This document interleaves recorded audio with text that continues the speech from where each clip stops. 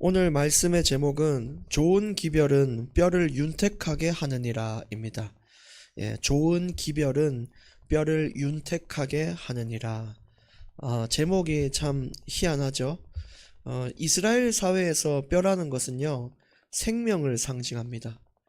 그래서 좋은 소식은 한 사람의 인생을 생명으로 이끈다, 이런 의미가 담겨 있는 것이죠. 좋은 소식이 뭘까요? 로또 맞은 거 좋은 소식 맞죠? 또 어느 좋은 대학에 자녀가 갔다. 좋은 기별 맞죠? 근데 우리가 잠언이라는 것을 이해할 때 이 좋은 기별은요, 그냥 하나님의 말씀입니다. 하나님의 말씀에 따라 사는 사람은 생명의 길로 간다. 이런 말씀을 드리는 것이죠. 여러분, 왜 하나님 말씀이 좋은 기별인지 아세요? 우리 인생에 가장 낙심될 때는 말씀으로 내가 너의 힘이란다 얘기를 하니까 얼마나 좋은 소식인지 몰라요. 인생이 막막하다고 하니까 내가 너의 길이란다 이렇게 얘기를 하니까 우리 인생에서 이만큼 좋은 소식은 없는 것이죠. 그래서 오늘 또 좋은 소식을 한번 들어보겠습니다. 잠언서 15장 23절입니다. 사람은 그 입의 대답으로 말미암아 기쁨을 얻나니 때에 맞는 말이 얼마나 아름다운고. 그래요. 여러분, 누군가가 내 인생에 어떤 질문을 던졌을 때 그 입의 대답이 내 상황과 꼭 맞는 대답을 들으면 얼마나 기쁩니까? 진짜 내 속이 뻥 뚫릴 만한 질문에 대한 그 답을 주는 것이 얼마나 인생에 기쁜지 여러분 아시죠? 그것처럼 상황에 맞는 말, 내 처지에 가장 필요한 그 말을 우리가 거기에 대한 답을 얻는 인생을 될 때 기쁨을 얻는데, 그게 말씀 안에 있다는 거예요. 내 꽉 눌린 이 마음에 있는 짐덩어리 같은 막막한 그런 거에 대한, 어찌 그렇게 하나님이 내 처지를 잘 아시는지 거기에 대해서 완벽한 대답을요 늘 주시고자 하신다니까요. 그래서 그런 말을 들을 때 얼마나 그 말이 내게 아름답게 느껴지는지 몰라요. 아까 말씀드린 대로 하나님은요, 우리에게 낙심됐을 때 내가 너의 힘이라고 대답을 하시고, 길을 잃어버렸을 때 내가 너의 길이라고 대답을 하시고, 이런 하나님이 참 아름다운 하나님이십니다.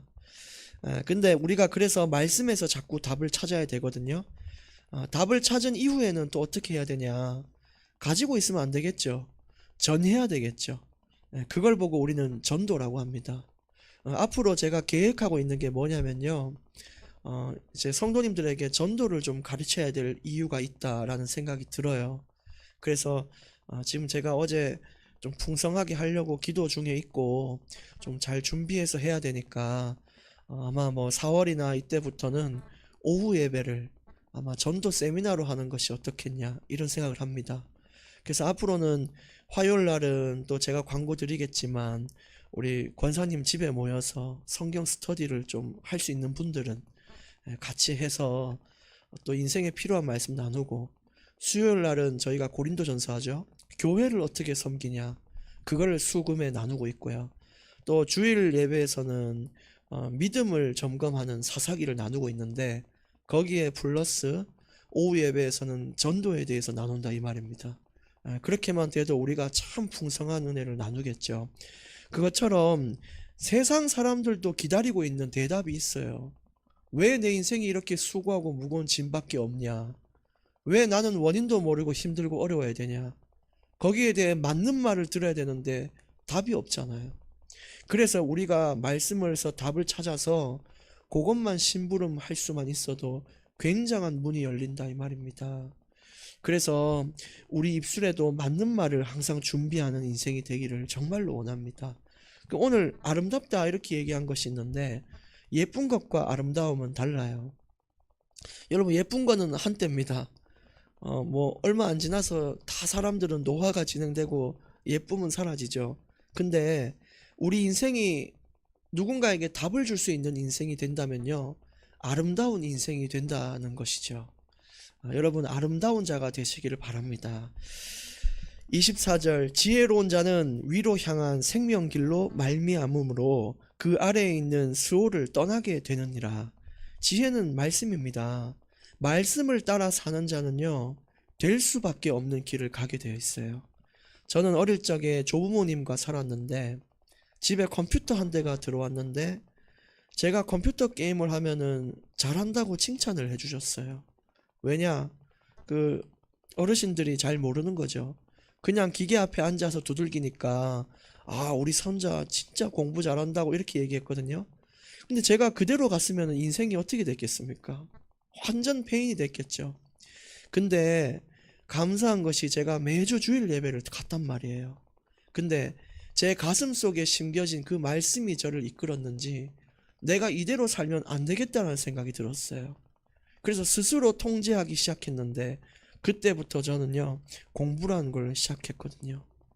여러분, 말씀이 계속 우리 인생에 젖어 들어가면 내가 내 스스로를 통제하는 날이 반드시 옵니다. 그렇게 해서 생명길로 가는 우리 후대들이 되기를 원합니다. 25절, 여호와는 교만한 자의 집을 허시며 과부의 지게를 정하시느니라. 교만이 뭔지 아세요? 하나님 없이 내가 할 수 있다라고 하는 게 교만이에요. 내가 기도도 안 하면서 내 가정을 바로 세운다? 교만입니다. 내 인생을 어떻게 바로 세울 수 있나요?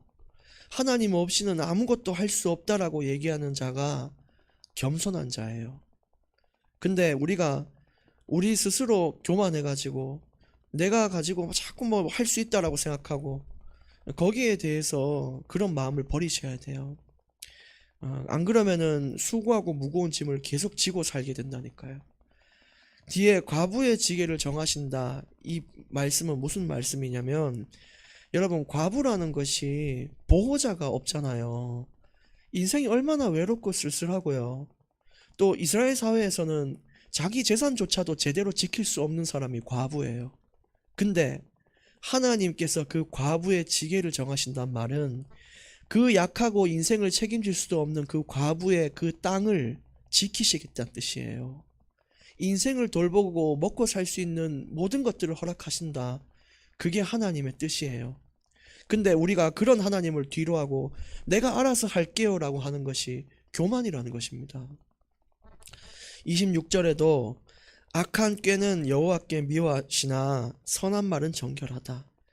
그래서 사람과 하나님을 속이려는 꾀를 우리가 벗어야 되는 것이고요. 결코 하나님과 사람을 속이려는 자가 되어서는 안 됩니다. 27절, 이익을 탐하는 자는 자기 집을 해롭게 하나 뇌물을 싫어하는 자는 살게 되느니라. 저는 27절을 읽으면서 가룟 유다가 떠올랐습니다. 가룟 유다는 하나님이 그렇게 놀라운 말씀을 줬는데 거기에 반응은 안 하고요. 자기 손으로 만질 수 있는 은혜 반응을 했어요. 눈에 보이는 거 말고, 신령한 전 말고 내가 오늘 내 인생이 나아질 수 있는 돈을 달라고 얘기한 거예요. 그래서 예수님을 은 30에 팔아넘긴 겁니다. 여러분, 어떻게 우리가 살아도요, 말씀과 내 인생을 바꿔서는 안 되는 것입니다. 눈에 보이는 돈 몇 푼 때문에 하나님께 등 돌려서는 안 되는 것입니다. 그 은 30이 어떤 가치가 있냐면 당시에 노예 하나를 사고 파는 금액이 은 30이에요. 그 예수님을 노예처럼 판 거죠. 자기 돈을 위해서. 28절, 의인의 마음은 대답할 말을 깊이 생각하여도 악인의 입은 악을 쏟느니라. 항상 인생에 신중한 말을, 왜 대답할 말을 깊이 생각해야 될까요? 우리는 나도 모르게 내 경험을 앞세워서 말할 때가 많아요. 그냥 생각 없이 말하면은 야, 그건 이렇게 하면 돼, 이렇게 생각 없이 말할 때가 있거든요. 근데 하나님이 이 상황에서 뭐라고 하셨던가를 생각할 수 있는 시간이 우리에게 있어야 돼요. 그러면 당연히 깊이 있는 시간이 있어야겠죠. 그렇게 신중하게 항상 대할 수 있어야 되고 내 자신한테도 그렇게 이야기를 해야 돼요. 내 스스로에게 다짐할 때도. 29절, 여호와는 악인을 멀리하시고 의인의 기도를 들으시느니라. 29절을 제가 어제 묵상하면서 얼마나 은혜가 됐는지 아세요? 왜냐? 의인의 기도를 듣는다 그랬는데 의인이 누구냐면 완벽한 자를 말하는 게 아닙니다. 내가 똑똑하고 막 돈 많고 재주 많은 그런 의인이 아니라 아무것도 없어도 하나님 뜻대로 살려고 발버둥 치는 그 연약하지만 하나님 앞에 애통한 마음으로 나아가는 자, 그게 의인이에요. 근데 그걸 봤을 때 하나님 앞에 하나님 그럼 전데요 이 생각이 들더라고요. 내가 아무 배경도 없지만 내가 하나님 앞에 인생을 걸 수는 있는데요. 그럼 하나님 내 기도를 들으신다는 말입니까? 얼마나 위안이 됩니까?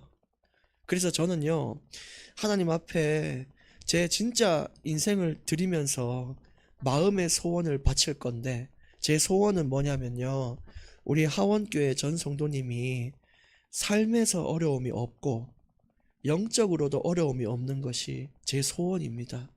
근데 그 소원을 이루기 위해서는 제가 어떻게 살아야 되죠? 의인으로 살아야 되잖아요. 그렇기 때문에 날마다 주님 앞에 진짜 눈물로 나아가는 저의 시간이 필요한 거예요. 여러분, 여러분이 의인의 삶을 살면 마음의 소원을 주께서 들어주실 줄 믿습니다. 30절, 눈이 밝은 것은 마음을 기쁘게 하고 좋은 기별은 뼈를 윤택하게 하느니라. 어제와 마찬가지 이야기예요. 눈이 밝다라는 것은 내가 무엇을 보든 밝게 보란 뜻입니다. 긍정적으로 생각하라는 뜻입니다. 마음을 기쁘게 하라고 오늘 또 우리에게 하나님은 얘기를 하십니다. 그래서 좋은 기별은 뼈를 윤택하게 한다. 항상 좋은 말, 힘이 되는 말을 하셔야 돼요. 막 계속 한숨 쉬고 이렇게 하면 안 됩니다. 왜냐? 그렇게 하지 않아야 우리 인생이 살아요. 31절, 생명의 경계를 듣는 귀는 지혜로운 자 가운데에 있느니라. 그래서 이런 말씀, 오늘 잠언서 같은 말씀을 듣는 귀가 우리에게 있어야 된다라고 성경은 얘기를 하는 것이죠. 32절 말씀에 보면 훈계 받기를 싫어하는 자는 자기의 영혼을 경히 여김이라 견책을 달게 받는 자는 지식을 얻느니라. 여러분, 변화되는 과정이 어떠세요? 행복하세요? 힘드세요? 힘듭니다. 성경은 해산의 고통이라고 얘기했어요. 여러분, 우리 여성분들은 잘 아시잖아요. 출산할 때 고통이 어땠습니까? 그만큼의 고통이 따르는 것이요, 내가 살아온 과거의 그 습관을 버리는 거고요, 내 고집과 내 분노를 내려놓는 것이 그만큼 고통스러워요. 근데 그 뒤에는 어떤 일이 있죠? 하나님은 내 삶을 풍성하게 이끌어가는 은혜가 기다리고 있어요. 힘든 거 곧 견디면 사랑스러운 아들, 딸이 내 품에 안겼던 그 기쁨이 있었듯이 이 해산의 고통 뒤에는 그것 이상의 기쁨이 있다라는 것을 믿으셔야 됩니다.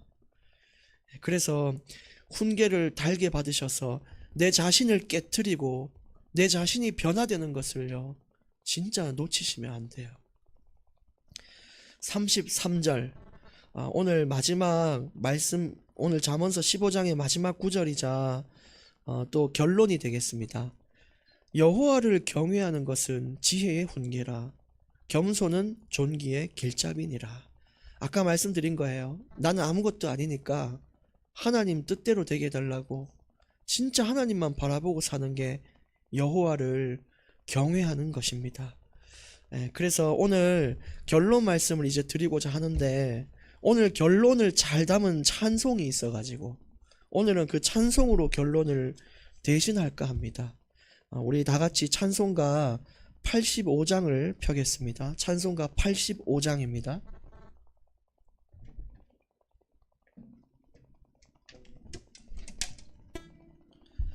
도대체 여호와를 경외하는 것이 뭐냐?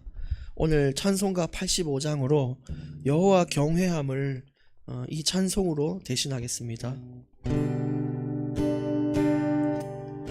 구주를 생각만 해도 이렇게 좋거든. 주 얼굴 배울 때에야 얼마나 좋으랴. 만민의 구주 예수의 귀하신 이름은 천지에 있는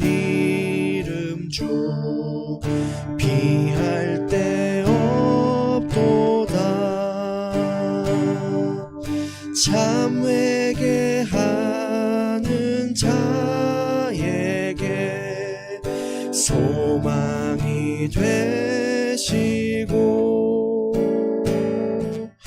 구하고 찾는 자에게 기쁨이 되신다. 예수의 넓은 사랑을 어찌 다 말하랴. 주 사랑 받은 사람만 그 사랑 알도다. 사랑의 구주 예수여 내 기쁨 되시고 이제로부터 영원히 영광이 되소서.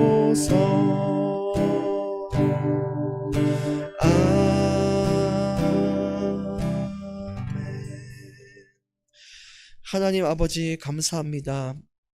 오늘 또 구주를 생각만 해도 기분 좋은 날로, 하나님 주시는 은혜와 화평이 넘치는 날로, 그렇게 여호와를 경외하는 날로 살아가는 귀한 하루가 될 수 있도록 인도하여 주시옵소서. 날마다 아침을 깨워서 기도하는 우리의 중심을 받아주시고 우리 인생의 시작과 끝과 모든 것들이 주님이 되게 하여 주시옵시며, 이제 교만한 우리의 성품을 내려놓고 하나님이 우리 인생의 참된 주인 되시는 겸손한 자로서의 삶을 살게 하여 주시옵소서. 오늘 또 우리 인생의 답답한 마음에 하나님의 확실한 답을 허락하여 주시니 감사합니다. 이 말씀 붙잡고 승리하게 해 주옵소서. 예수님의 이름으로 기도합니다. 아멘.